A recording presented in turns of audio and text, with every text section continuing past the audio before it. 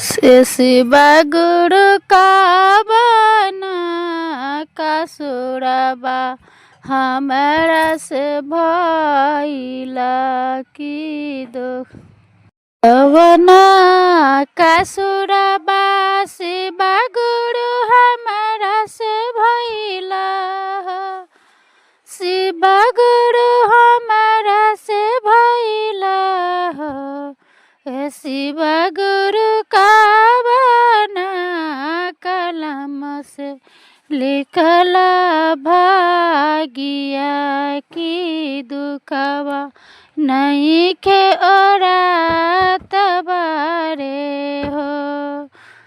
शिवा गुरु का बना कलम से लिखला भागिया की दुखवा नहीं के ओरा तबारे हो।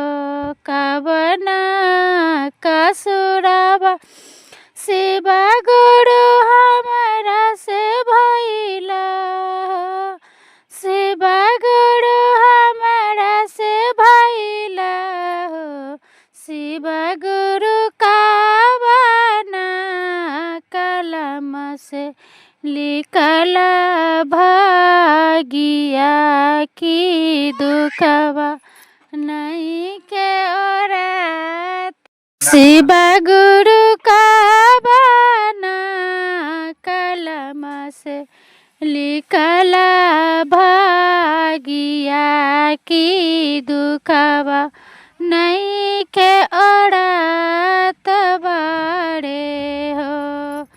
बांगला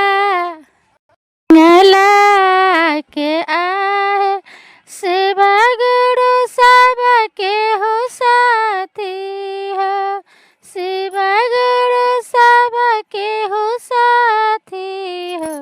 शिवा गुरु बिगड़ल के हो नहीं के होला साथी की दुखवा नहीं के ओरा तबारे हो।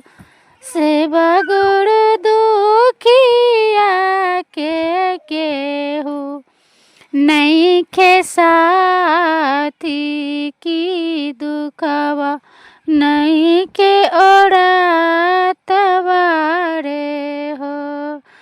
कबना कसुरबा शिवा गुरु हमरा से भइला शिवा गुरु हमरा से भइला शिवा गुरु का बना कलम से लिखला हो भागिया की दुखवा नहीं के ओरा तबारे हो।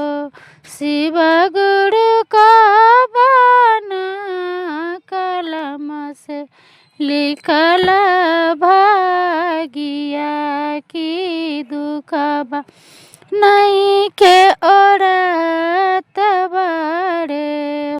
एकरा से कही शिवा गुरु दुखवा विपतिया शिवा गुरु दुखवा विपतिया हो। शिवा गुरु नाकी के सुझाता कौन उपाया की दुख में केहू न सहैया के हो। शिवा गुरु के कड़ा बताई अपन दुखवा की दुख में केहू न हो कि सहैया हो। कवना कलम से शिवा गुरु ले